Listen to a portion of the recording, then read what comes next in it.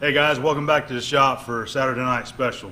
Got another good episode for you tonight, and trying to get all my personal stuff taken care of, all my productions and all my work done. I got an exciting week ahead of me here.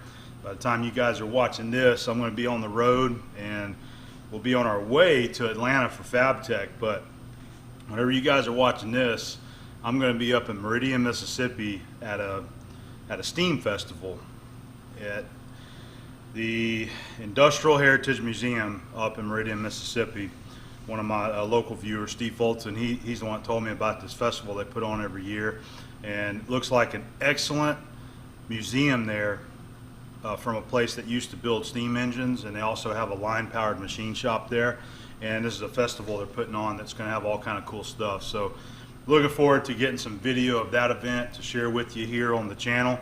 And there's another museum on the way that I plan on stopping at. It's the Alabama Iron and Steel Museum. Been wanting to check that out, so we're gonna go see that.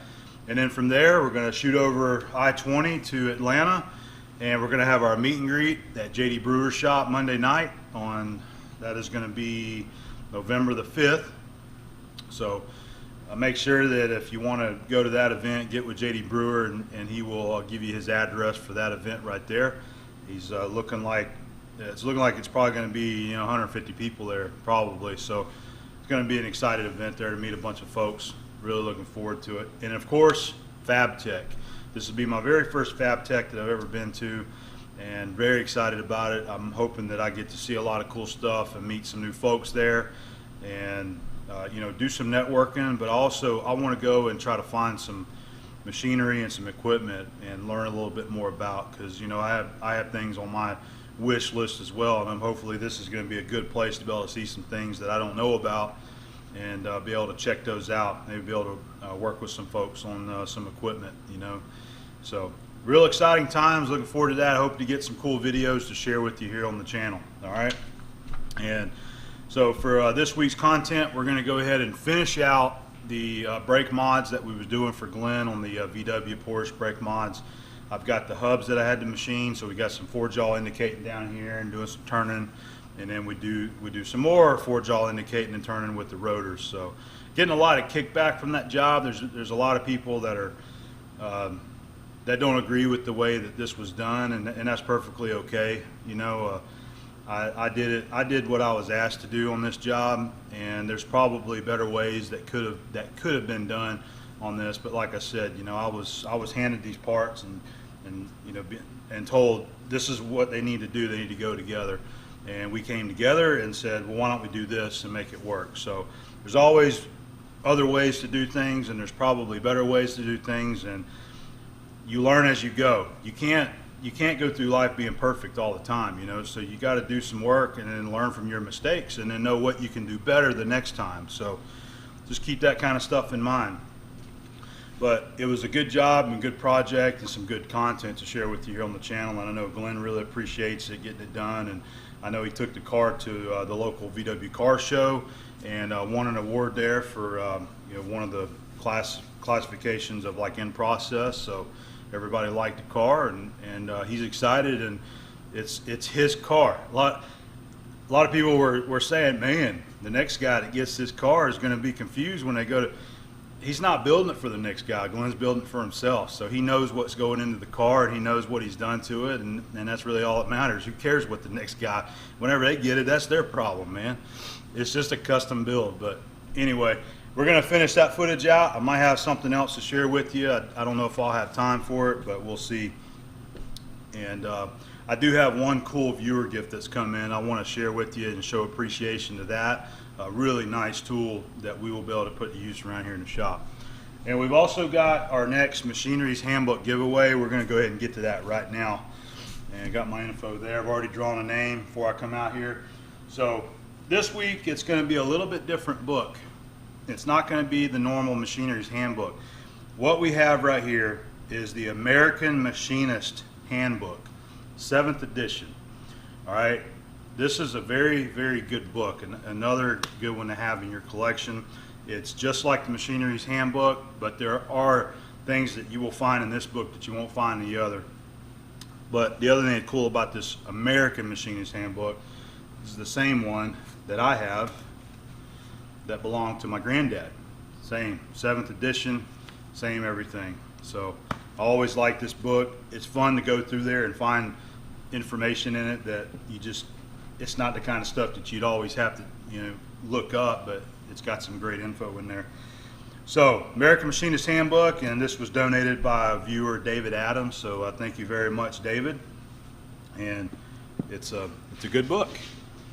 It's in good shape, all except for the cover right there, but that's perfectly normal for these old books that's been well used. So, we'll go ahead and get to our entry here. By the way, we've also got our free stuff from KBC Tools that they donated. So we got the hat, t-shirt, we got the little toolkit right here. Oh, and also one of these guys. I'm going to throw this in there. So this is a LED light that you can just stick anywhere you want with this Velcro backing. And look at that. Look how bright that is.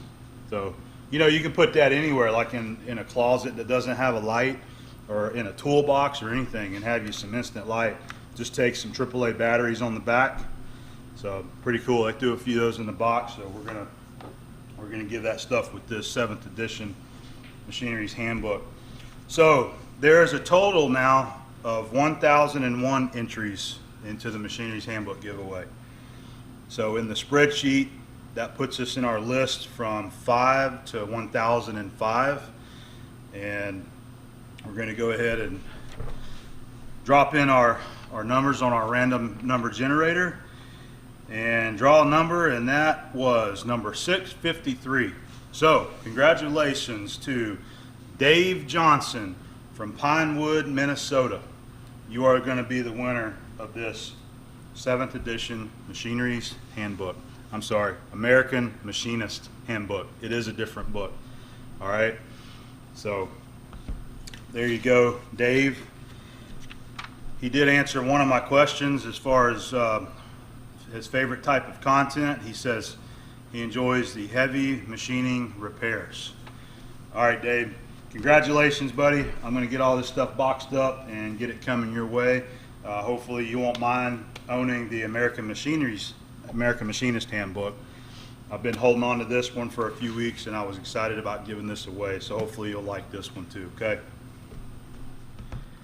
I want to show you guys this very cool viewer mail that was sent to me by Steve Lang, Shark River Machine on YouTube. He's also on Instagram.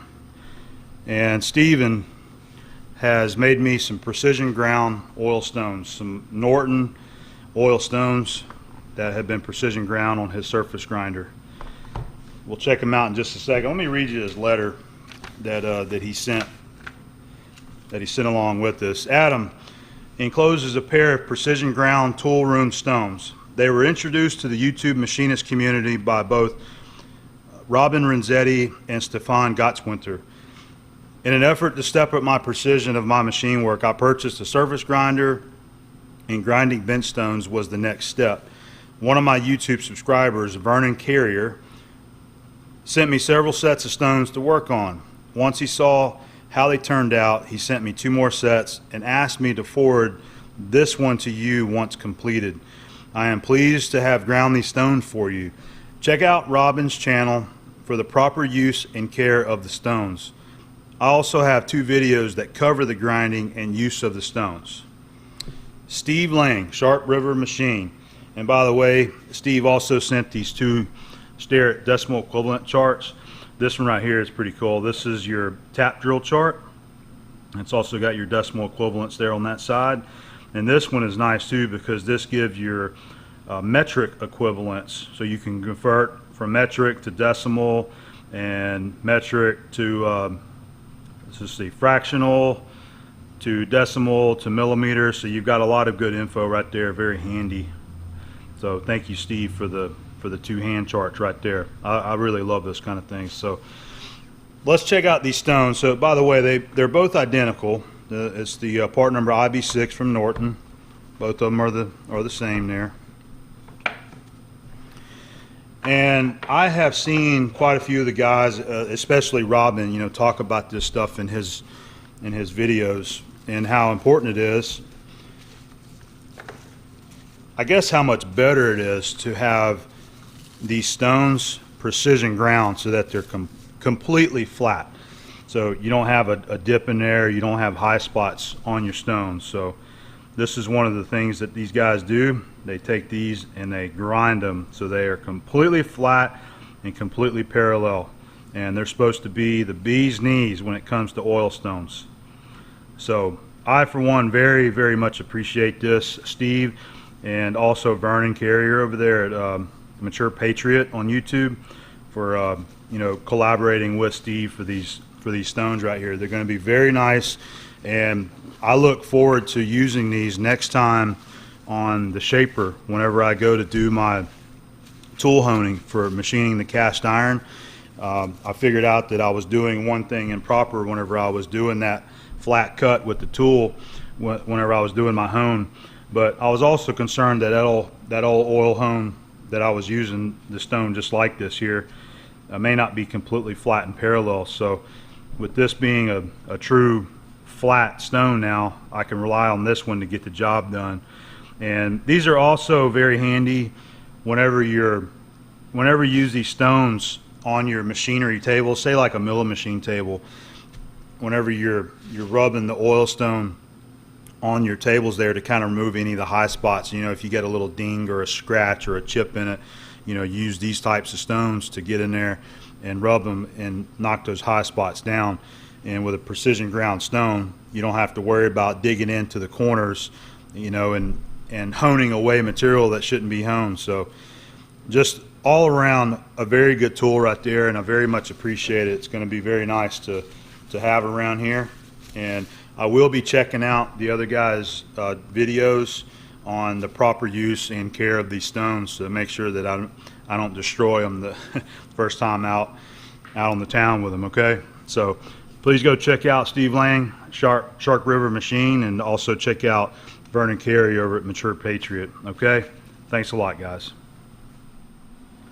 So we're getting started on the next phase of the automotive parts here, the modifications we're doing to adapt these Porsche hubs and brakes onto the VW spindles there. So next one's pretty simple. We've got these two hubs right here that we need to reduce this face length by 3 millimeters. So we're just going to take this down 3 millimeters on each one of them there. And everything poses its own little unique challenges you have to deal with. So I would love to be able to use the 6-jaw chuck to easily hold this and bump the face around and cut it, but I've got these studs to deal with. They're in the way. I really don't feel like having to press those things out and press them back in. So the jaws will not go in between there because of you having an odd pattern and an even pattern of jaws there. You're just going to be in the way with one of these studs.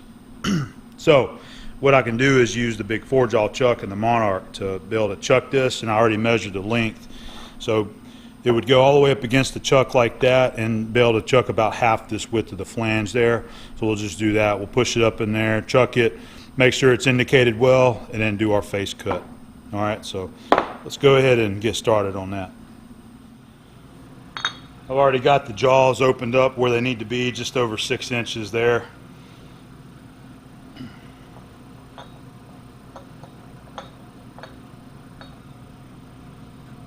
Even this is going to be a little bit tricky to get it to line up where I want it.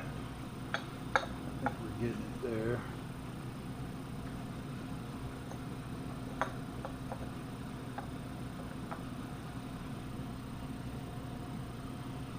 I think that's it there. Just lightly chucking it, and we're going to have to. We'll have to probably bump this face around a little bit. Let's see. Not looking too bad right there.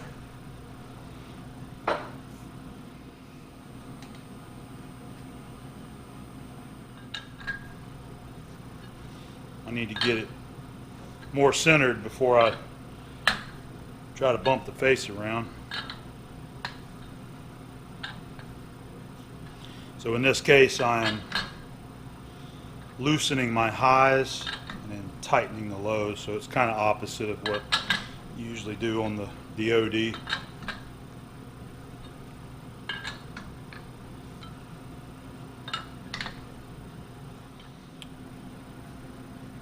Well, that's 0 right there. All right, so now I need to check the face and make sure it's not running out like that. All right, we got a little bit there. Let's see if that's going to be enough where I can tap it here.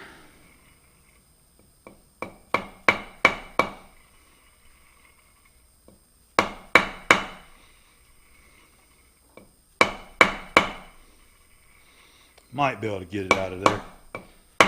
Tapping the highs to try to, I'm assuming the studs weren't pushed up against the chuck there.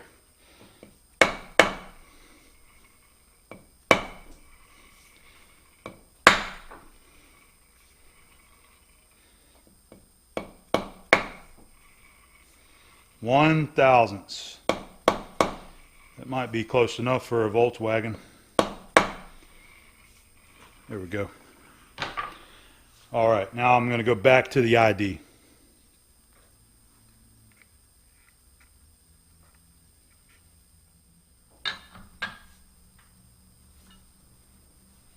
Try not to squeeze very hard on this thing. You get down to those last few thousandths like that, you just try to move it. All right, that's going to be close enough right there. So what I'm going to do from here, I'm going to check this face one more time and make sure it didn't move. And then once I get that face true, we'll go ahead and start our cutting, all right? All right, we got us a good insert in there. This is one that's designed for cutting aluminum, so I'm going to try it for the first time on this and see what it's like. We're taking 3 millimeters, so 3 millimeters or a decimal equivalent is going to be 118 thousandths. I don't think it's very critical if you're off a few thou on this. Alright, so there's our touch off. I'm going to set a 0 here.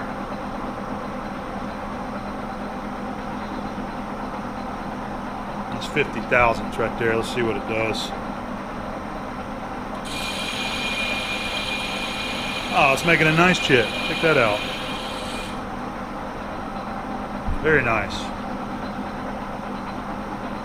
That's another 50 there, so that's 100.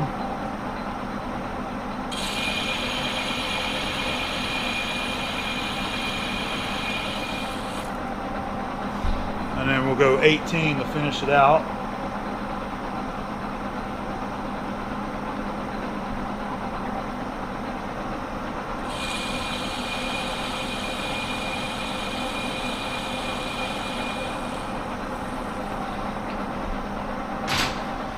Okay, it cut good. I was almost worried that was going to be some gummy aluminum, but it's a hard aluminum, so it cut good. All right, so we'll take this tool out. We'll get a chamfer tool and break those sharp edges.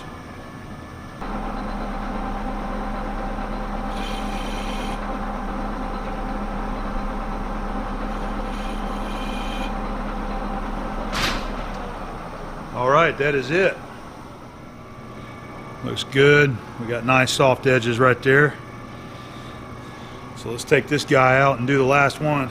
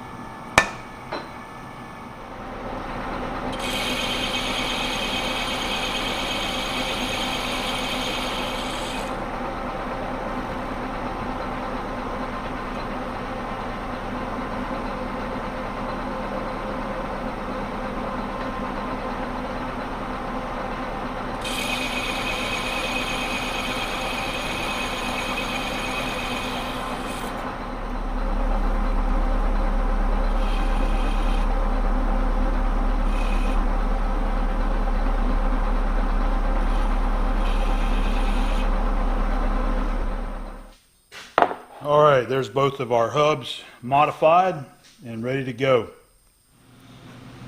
We're going to get these rotors chucked up here in the forge jaw and indicated, and I'm going to take probably a 1/4 inch off the OD, about an 1/8 inch per side. That's what I need for that's how much clearance I need for that caliper to bolt on there. And we got our jaws set to about 6.5 inches, and I'm going to use some brass shim stock there so I don't mar up the good machine surface on these things.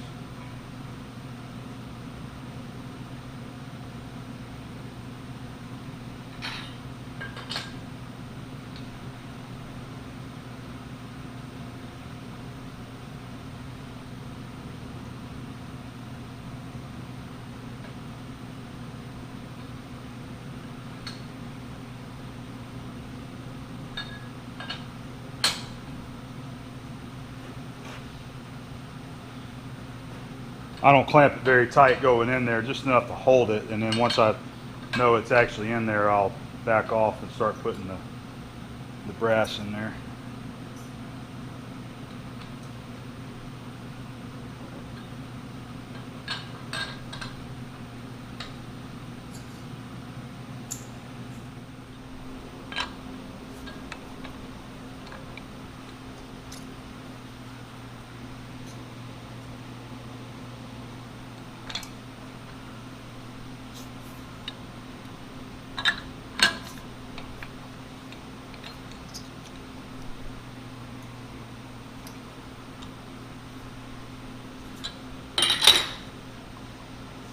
Not too bad, we got a little indicating to do.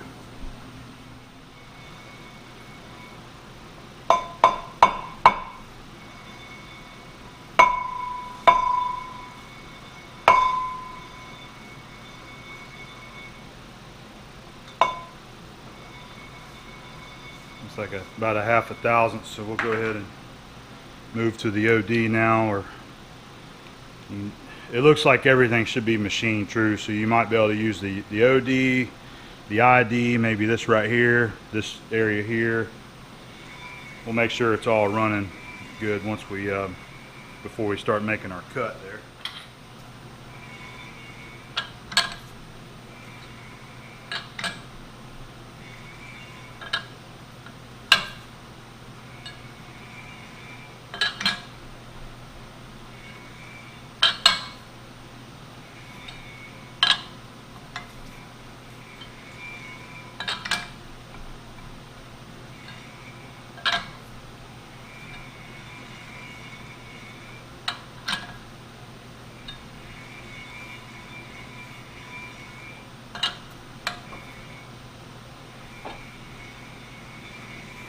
Looking pretty good. Check my face again. All right, we got our face and our OD and everything running really good now.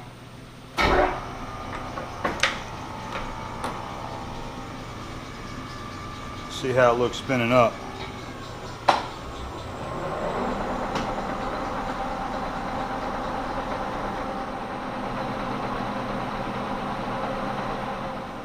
I'm going to give this insert a try. This is a Kennametal CNMG 433 MR, and I've used these at work, and they work really good on cast iron and 4140 and taking heavy cuts. So got a nice large nose radius, and the way that this is profiled, it seems to have a lot of free cutting action to it. So let's see how this works on this cast iron.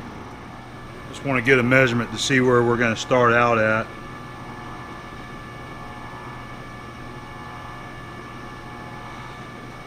It's like 11 3/4 on the OD.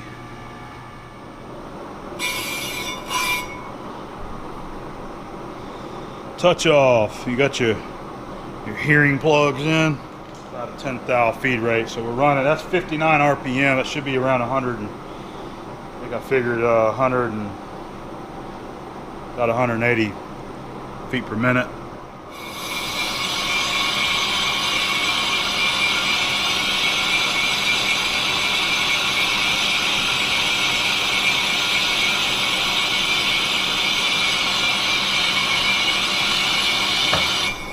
Don't look like sound like it's doing too bad. Let's pick it up. Come on.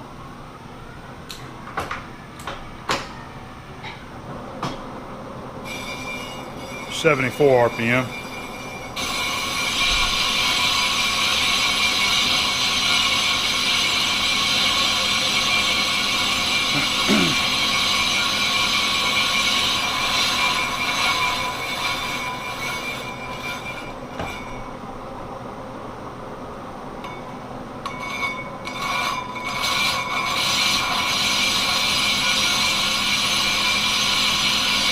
Yeah, that seems to be doing pretty good. That was only a 50 thousandths cut there.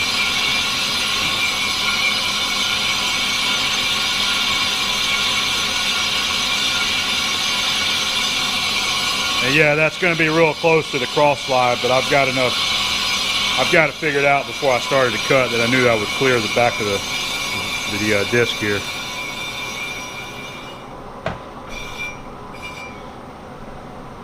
All right, that was 50. Let's go ahead and take 100. That'd be 150 total. We're taking 250 off of it.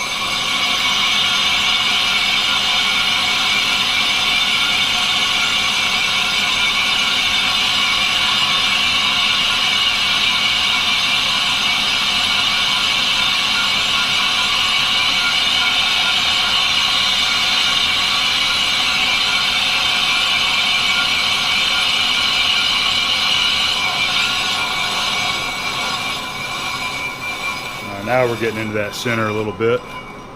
Maybe not. Thought we would be.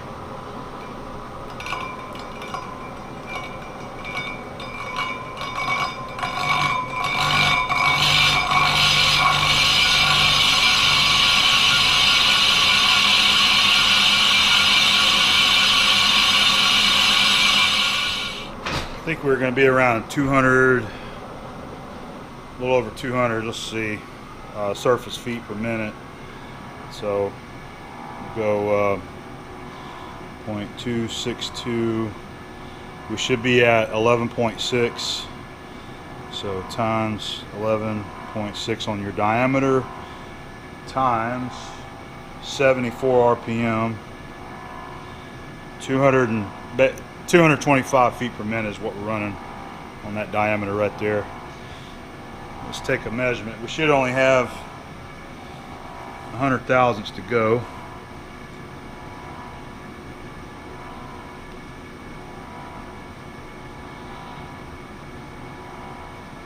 And 85. We're going to make it 11.5 inches, so we'll take 85.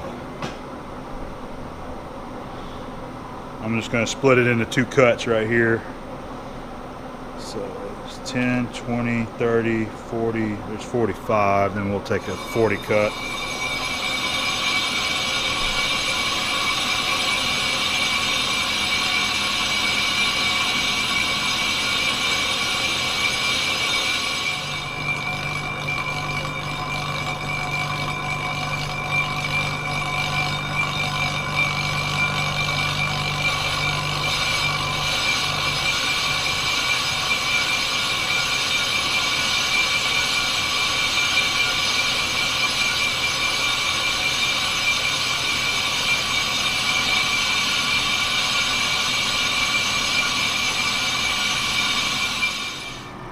All right, final cut. Let's see what we got. Not a critical dimension. I was just wanting to take about a 1/4 inch off this thing. So that's saying 41. We'll just dial in 40 thousandths and that'll be it.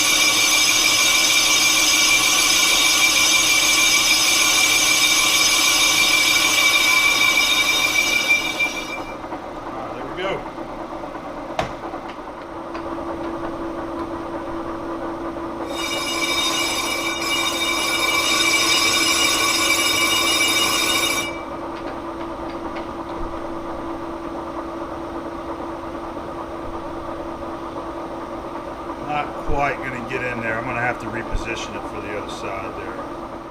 I couldn't get a turning tool in there, so I went to the boring bar with a tool bit, so we're just going to use that.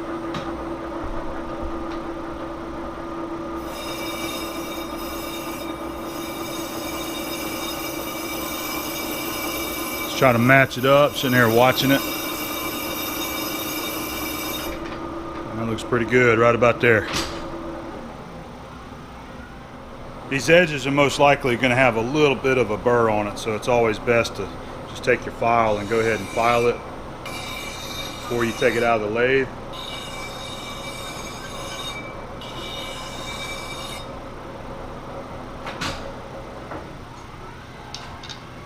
Just feel it, and it feels nice and soft on the edge there, so no burrs. All right, I'm going to take this one out now and go test fit it.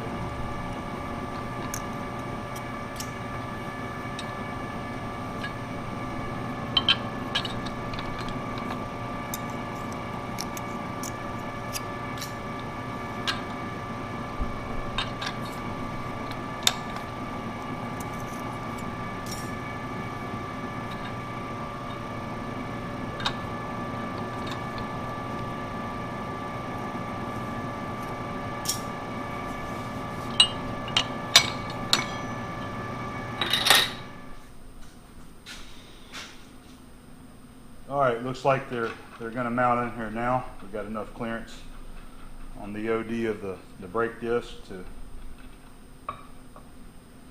clear it.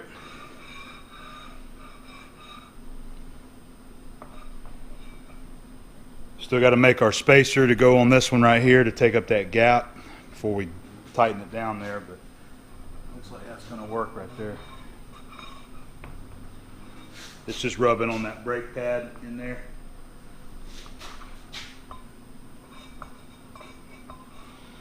All right. Well, that's one down right there, so we still got to do this one. So that's what I'm going to do right now. I'm probably not going to show the whole thing again, but I'll show you a little bit of it, and we'll go ahead and get this second one knocked out.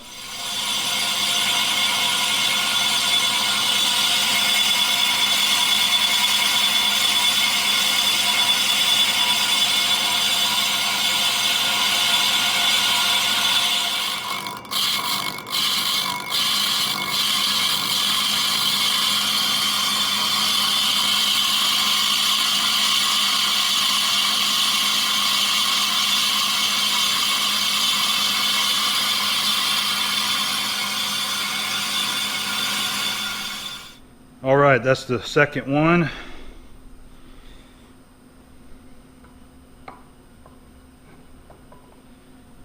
And we'll see if our caliper will bolt on. There's one.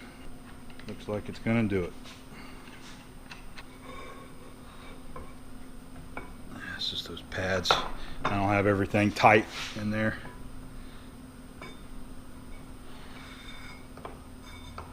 Well, there's only one thing left that I got to do before these can disappear. I got to make some spacers go in there, so I got to get a measurement and figure out what I want. May just take this thing off and then run like a scale across this surface here and see about what that is, and do that for both of them there. All right, there's our two spacers that I just made. I'd used that same piece of stress proof that I had made some bushings out of, some sleeves, and just knocked them out. Drilled it 12 millimeter through the center. I turned the OD to 7/8 to kind of match up the diameter of that right there, and then parted them off. So now to see if it fits.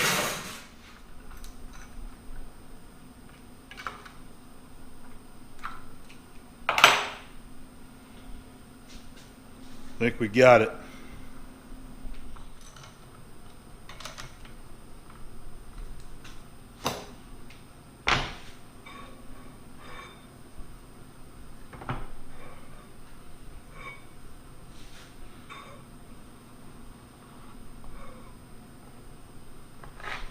Let's see if this disc, I don't think the disc is pulled up there flat.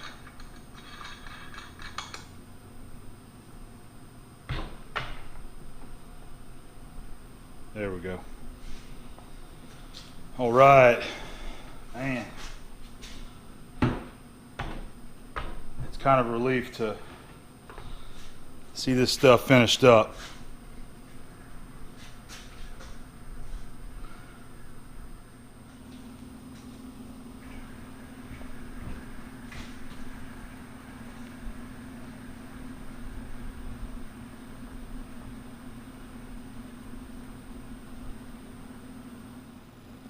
All right, guys, we're done with this project. Everything is done that Glenn needed done. We've got the calipers mounted on there, and we had to trim our rotors. Everything's fitting, and hopefully this is going to work out pretty good for him. So I'm going to call him and let him know they're done. He can come pick them up, and hopefully you enjoyed watching along and enjoyed the videos. Okay, so I think they're gonna work out real good. You know, for what he's wanting there. Let's just stand them up again there. You can see them. These rotors are not centered on these studs, by the way. These nuts are just pulled up. They're not centered on there. But there it is. It's done. Hope you guys enjoyed. We'll get back to some of our other projects, and I'll see you again real soon.